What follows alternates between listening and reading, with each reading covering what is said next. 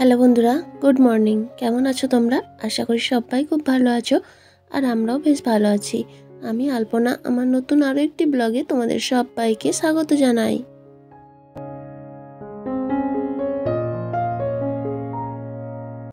আজকের দিনটা হলো রবিবার, আর এখন কিন্তু সকাল খুব নয়, এখন বাজে ওই সকাল 10টা মতো। তো আজকে এখন থেকে তোমাদেরকে সাথে নিয়ে আজকের ভিডিও শুরু করছি, আর পুরো ভিডিও জুড়ে থাকার অনুরোধ রইল। আর যদি ভিডিওটা কোথাও একটু ভালো লাগে তাহলে প্লিজ একটা লাইক কমেন্ট করে জানিও।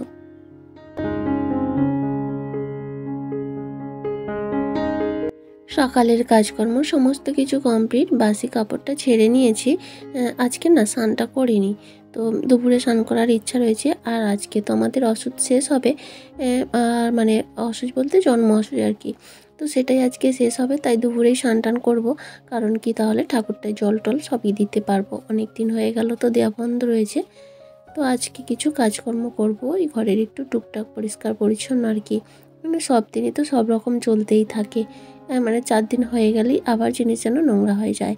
তো আজকে রান্নাঘরের র্যাকটা পরিষ্কার করব, আর তার মধ্যে যে কৌটোগুলো রয়েছে সেগুলোও একটু পরিষ্কার করে নেব।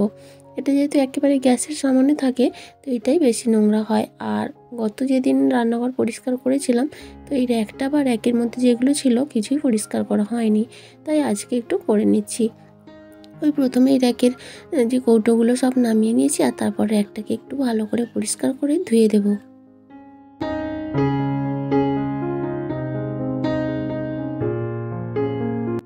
সুন্দর সাজানো গোছানো পরিপাটি সংসার অনেক মেয়েরই ভাগ্যে হয়।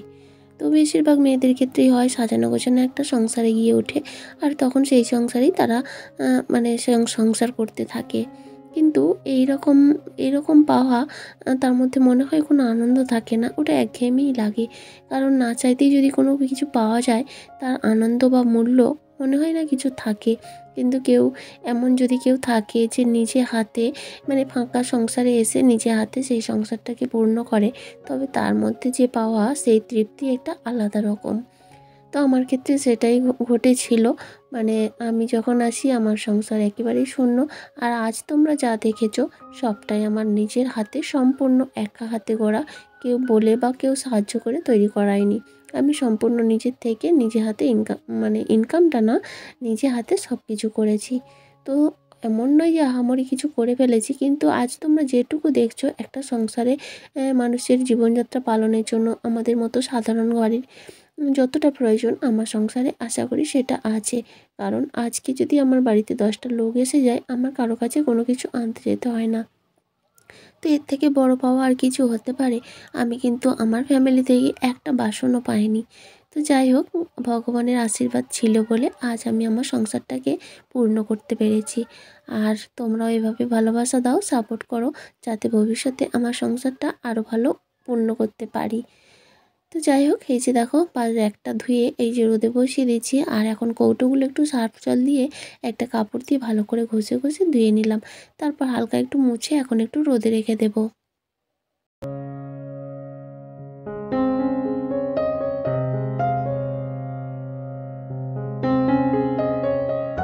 গত কয়েকদিনের তুলনায় বেশ গরম পড়েছে আজকে। আর গত কয়েকদিন গরমকাল থাকলেও ওয়েদারটা বেশ ঠান্ডা ঠান্ডা ছিল, বেশ ভালো লাগছিল, কাজকর্ম করতে সুন্দর লাগছিল, আর সেই জন্যই শাড়িটাই ব্যবহার করছিলাম। কিন্তু আজ আবার ভীষণ গরম লাগছে, তো সেই কারণে শাড়ি ছেড়ে আবারও নাইটিতে ফিরে আসতে হলো। কি করব, যাতে বেশি কমফোর্টেবল হয়। আসলে কি বলতো, ছুটে দৌড়ে কাজ করতে হয়, তো তো শাড়ি পরে না সেক্ষেত্রে একটু অসুবিধা হয়ে যায়।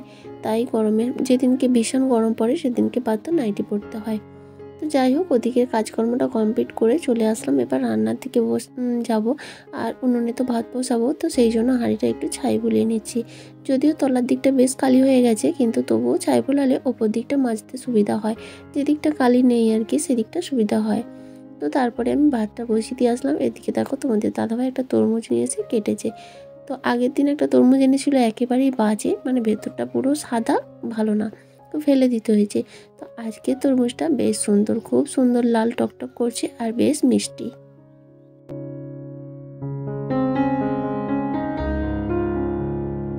আর তারপরে তরমুজটা খেলাম। আর আমার মেয়ের না তরমুজ ভীষণ পছন্দের।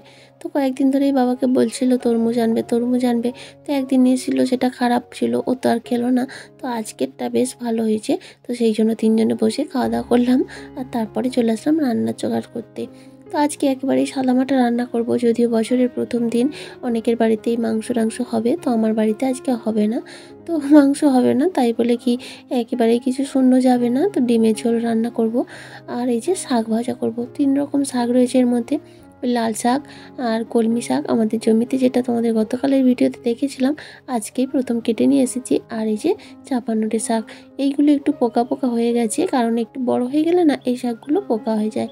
তো এই 3 রকম শাক একসঙ্গে মিশিয়ে ভাজা করব। কেননা একরকম শাক ভাজলে না খেতে যতটা না টেস্ট লাগে, তার সঙ্গে যদি মিশিয়ে দেওয়া যায় তাহলে কিন্তু টেস্টটা আরও দ্বিগুণ হয়ে যায়।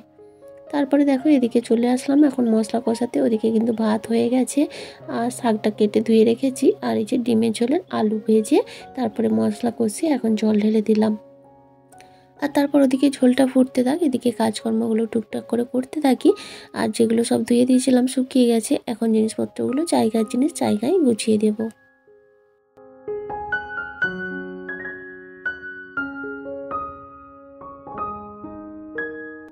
তো চলো বন্ধুরা, কাজ করতে করতে তোমাদের কাছে রিকোয়েস্টটা করেই ফেলি।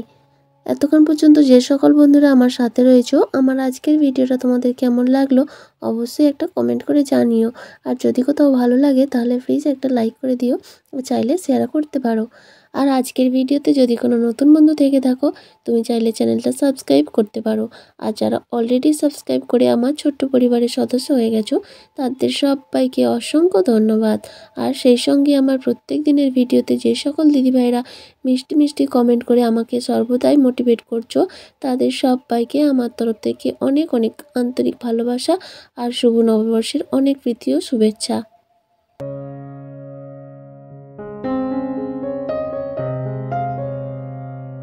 আর এইদিকে তোমাদের সঙ্গে গল্প করতে করতে আমার কাজ অনেকটা এগিয়ে গেল। র্যাকটা সুন্দর করে গুছিয়ে নিয়েছি। আর সাথে যে মানি প্ল্যান্টটা ছিল, কিছু পাতা নষ্ট হয়ে গিয়েছিলো, তাই আবার জলটা চেঞ্জ করে নতুন করে দিয়ে নিলাম।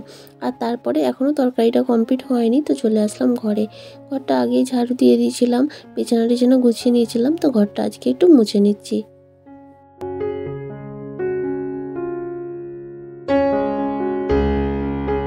আমার এই কার্পেটটা অনেক দিন হয়ে গেল, প্রায় 3 বছর হতে যায়। তো কার্পেটটা বেশ ভালো কাজ হচ্ছিল, এখন না অনেকটা জায়গায় নষ্ট হয়ে গেছে, মানে মাঝে মাঝে জায়গায় ছিঁড়ে গেছে। তো সেই জায়গাগুলো আর কিছু করা যাবে না। তো এখনও বেশিরভাগটাই ভালো আছে, সেই জন্য আর চেঞ্জ করছি না। আর ভবিষ্যতে দেখা যাক, হয়তো আর কার্পেট নাও দিতে পারি, কারণ তখন দিয়েছিলাম মেয়ে ছোটো ছিল, তো সবসময় ধুলোপাটা নিয়েই বিছানায় চলে যেত। আর ওই জায়গাটা যদি ঘেরা থাকতো, আমি কার্পেট দেওয়া থাকতো, বাইরে থেকে জুতোগুলো ওইটুকু গিয়ে উঠে পড়তো, তাহলে কোনো সমস্যা হতো না। তো এখন যদি একটু বড় হয়ে গেছে, তো দেখা যাক, যতদিন চলছে চলুক, তারপরে দেখা যাবে কি করা যায়। আর ওদিকে দেখো তরকারিটাও হয়ে গেছে। আর এখন শাকগুলো ধুয়ে রেখেছিলাম, একটু পেঁয়াজ কাঁচা লঙ্কা আর রসুন ফোড়ন দিয়ে শাকগুলো ভেজে নেব। তো পেঁয়াজ কাঁচা লঙ্কা আর রসুনটাকে ভালো করে তেলে ভেজে নিয়ে এখন শাকগুলো দিয়ে দিলাম। আর একটু নেড়ে দিচ্ছি, কারণ অনেকটাই হয়ে গেছে। তো তো নেড়ে দিলে একটু কমে গেল, তারপরে লবণ হলুদ দিয়ে ঢাকা দিয়ে দেবো, আর এইভাবেই ভেজে নেব।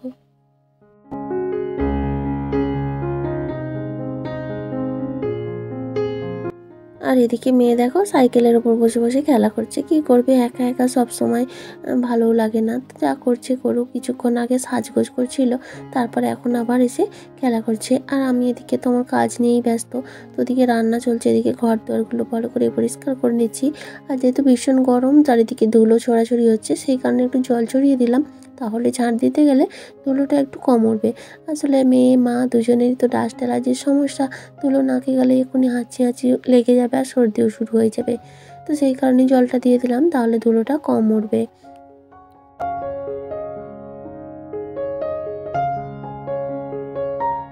ওদিকে শাক ভাজা তো হচ্ছে, আর এদিকে যা ভীষণ গরম, রান্না করতে করতে ভীষণ গরম লাগছে।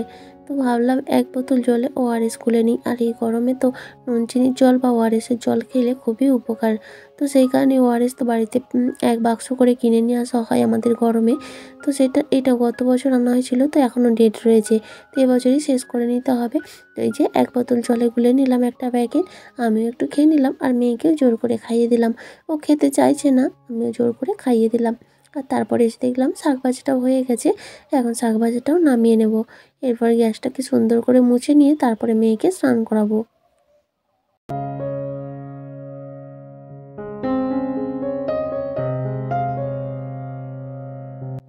আর আজকে তো পয়লা বৈশাখ, তো কালকে মেলায় গিয়ে, মেলা থেকে নয়, মেলার পাশেই দোকান রয়েছে, মানে যেখানে মেলা হচ্ছে ওখানেই দোকান রয়েছে, আমরা যে দোকান থেকে কেনাকাটা করি। তো সেই দোকান থেকে মেয়ের জন্য একটা জামা নিয়েছি। আর আগেই তো ওর জন্য 6খানা প্যান্ট এনেছিলাম। তো আমি বা তোমাদের দাদাভাই কিছুই নেইনি, মেয়ের জন্যই নিয়েছি। আসলে আমাদের প্রয়োজন নেই, আমাদের তো না হলেও চলে, কিন্তু একটা বাচ্চাকে না দিলে যেন ভালো লাগে না। আর একটাই তো না, তাই চেষ্টা করি ওকে কোনো অভাব বা কষ্ট বুঝতে দিতে না। বিশেষ করে আমার মনে হয় মেয়েদের ক্ষেত্রে এটা করা উচিত, কারণ ভবিষ্যতে কোথায় গিয়ে পড়বে, কি পাবে কি পাবে না। অতএব যতদিন বাবা মার কাছে থাকে ততদিন ততদিন অন্তত একটু ভালো রাখার চেষ্টা করা, এটা সব বাবা মারই কর্তব্য। অবশ্য সব সন্তানই সমান, ছেলে বা মেয়ে দুজনকেই দেখা কর্তব্য। তবে মেয়েদের ক্ষেত্রে আমার মনে হয় একটু বেশিই করা উচিত, কারণ পরের ঘরে গিয়ে তো আর সেই কেয়ারটা পায় না। সেটা আমি নিজেকে থেকে বুঝতে পারি। আমি আমার বাবা মায়ের কাছে যেভাবে ছিলাম, সত্যি এখানে এসে এইভাবে যে মানে এই রকম একটা ফ্যামিলি পাবো আমি বুঝতে পারিনি। আমি আমার বাবা মায়ের কাছে প্রচণ্ড আদরে ছিলাম। তো যাই হোক, আমি আমার মেয়েকে সেই আদর ভালোবাসা দিয়েই মানুষ করতে চাইছি। আর এই যে মেলা থেকে কিছু জিনিস কিনেছিলাম, সেটাই এখন মেয়ে অনেকক্ষণ থেকেই বলছে, কিন্তু কাজের জন্য দেখাতে পারছি না। তো সেগুলোই তোমাদের সঙ্গে শেয়ার করে নিচ্ছি। কিছু না, বেশি কিছু না। তো এখন কিন্তু আমাদের স্নান টান খাওয়া দাওয়া কমপ্লিট হয়ে গেছে। এই যে কয়েকটা গার্ডার নিয়েছি, মেয়ের ক্লিপ, এগুলো সবগুলোই মেয়ের ক্লিপ। গার্ডারটা আমি নিয়েছি, তো মা মেয়ে দুজনেই ব্যবহার করব। আর সঙ্গে ঝুড়িটাও নিয়েছি, একটা চিরুনি নিয়েছি, আর এই একটা ছাঁকনি নিয়েছি। এগুলো না সব 12 টাকা, সমস্তটাই 12 টাকা। শুধু ওর ক্লিপগুলো 5 টাকা পিস মনে হয়। হ্যাঁ, 5 টাকা পিস, মানে জোড়া 10 টাকা এরকম। ওর জন্য একটা ব্রেসলেট নিয়েছি। আর এই যে একটা ছোট্ট ট্রে নিয়েছি, কারণ আমার যে ট্রেটা না রয়েছে সেটা একটু বড়, ওই 2 কাপ চা নিয়ে আসতে গেলে অনেকটাই বড় হয়ে যায়। তো সেই কারণে এই মাঝারি সাইজে একটা ট্রে নিয়েছি। আর একটা এই যে খুন্তি। কি বলো তো, এইরকম টুকটাক করে জিনিস কিনতে কিনতে না আজকে আমার সংসারে অনেক জিনিস হয়ে গেছে। সত্যি কথা বলতে কি, আমাকে যখন আলাদা করেছিল না, সংসার থেকে একটা বাসনও দেয়নি। তোমাদের দাদাভাই 2টো থালা, 2টো বাটি, 2টো গ্লাস, হাঁড়ি, আর একটা কড়া, একটা খুন্তি, এই কিনে আমাদের সংসার জীবন শুরু হয়েছিল। তো আজ তোমরা দেখতে পাচ্ছ যথেষ্ট হয়ে গেছে। তো সবই কী বলো তো, ভগবানের আশীর্বাদ। কেউ যদি চায় কাউকে ক্ষতি করতে বা মানে কাউকে জব্দ করতে, ভগবান কিন্তু তার প্রতিই বেশি আশীর্বাদ দেয়, তাকেই বেশি ভালো রাখার চেষ্টা করে। তো যাই হোক, অনেক কথা বলে ফেললাম। ফিরে আসলাম অনেকটা সময় পরে, একেবারে সন্ধ্যাবেলা। খাওয়া দাওয়া করে একটু ঘুমিয়ে পড়েছিলাম, তারপর বিকেলে মেয়ের গানের ক্লাস ছিল, গিয়েছিলাম। এই সবে আসলাম, এসে আজকে তো সন্ধে দিলাম। সন্ধে টন্ধে দিয়ে মেয়ের জন্য ম্যাগি বানিয়ে দিলাম, আর আমি একটু চা বানিয়ে নিলাম। আর তোমাদের দাদাভাই তো ডিউটি গেছে, তো এখন একটু চা খাবো। আর আজকে চা দিয়ে বিস্কুট খাবো না, একটু মুড়ি খেতে ইচ্ছা করছে, তাই 2টো পাঁপড় ভেজেছি, চা আর পাঁপড় ভাজা দিয়ে মুড়ি খেয়ে নেব।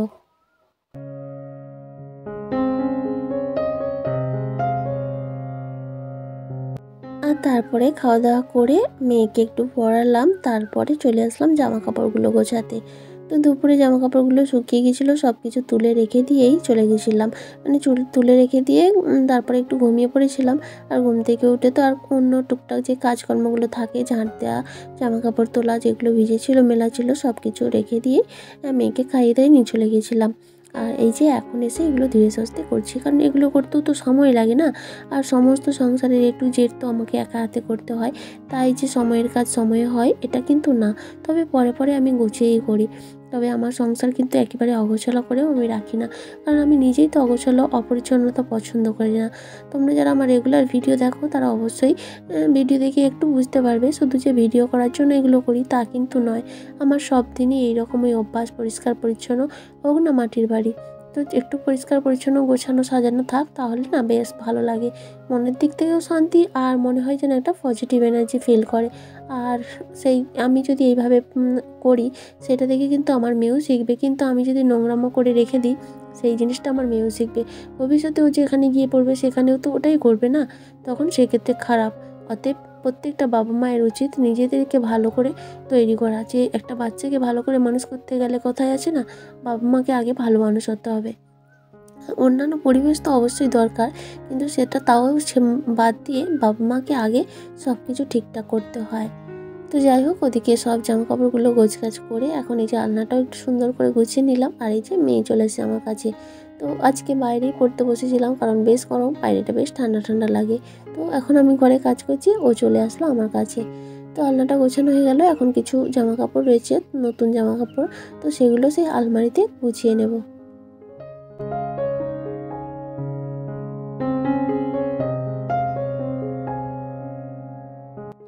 ওই ঘরের কাজ মিটিয়ে চলে আসলাম এই ঘরে আলমারিতে জামাকাপড়গুলো গোছাতে। আর এরপর রয়েছে রাতে রান্না। এখনও অনেকটাই রাত হয়ে গেছে জানো তো, প্রায় 8:30 বাজে। তো ওদিকে মেয়েকে পড়াতে আসলে নাচে গানের ক্লাস থেকে আসলাম তো 7টা বেজে গেছে। তো এসে সন্ধে টন্ধে দিয়ে তারপর এই টিফিন করতে একটু দেরি হয়ে গেল। তারপর মেয়েকে ওই আধা ঘন্টার মতো পড়ালাম। কাল থেকে আবার স্কুল রয়েছে, আবার সকাল স্কুল মানে না আরও তারা, মানে সকালবেলাটা এত তাড়া লাগবে সে সীমাহীন। আর সব থেকে বড় কষ্ট মেয়েকে ঘুম থেকে তুলতে। তো যাই হোক, সেই জন্যই তার চেষ্টা করবো একটু তাড়াতাড়ি ঘুমিয়ে পড়ার, কিন্তু মেয়ে না আবার তাড়াতাড়ি ঘুমায় না। আর এদিকে দেখো, আলমারি খুলতে দেখলাম মেয়ের জামাগুলো একেবারে অগোছালো হয়ে রয়েছে। মানে ওই যে পুজো টুজো ছিল তখন বের করা হয়েছে, যেভাবে মানে যেটা পেরেছে বের করেছে, আবার পরিষ্কার করে কোনো রকম রেখে দিয়েছি, গোছানো হয়নি। তাই আজকে সব জামাকাপড়গুলোকে বের করে ও সুন্দর করে ভাঁজ করে গুছিয়ে নিলাম। আর এই যে আমার শাড়িটাও গুছিয়ে নিলাম। তাহলে বন্ধুরা, আমার আজকের ভিডিওটা এ পর্যন্তই। কেমন লাগলো অবশ্যই একটা কমেন্ট করে জানিও। আবারও দেখা হবে আগামীকাল নতুন আরেকটি ব্লগের সঙ্গে। ততক্ষণ পর্যন্ত সবাই ভালো থেকো। Tata, good night.